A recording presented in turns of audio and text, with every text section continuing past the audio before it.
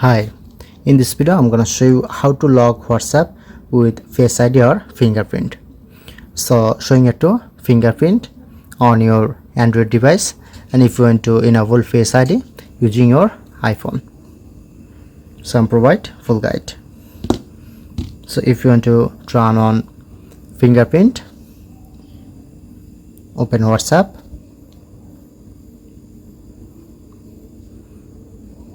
Look at the right corner, tap on three dot. Settings, privacy, scroll down, then showing it to app lock. Press on, make sure to enable. Press on to confirm. Now it's set up to fingerprint. Or if you want to use Face ID, take your iPhone, open WhatsApp, profile, privacy, showing it to app lock. Make sure to turn on. That's it.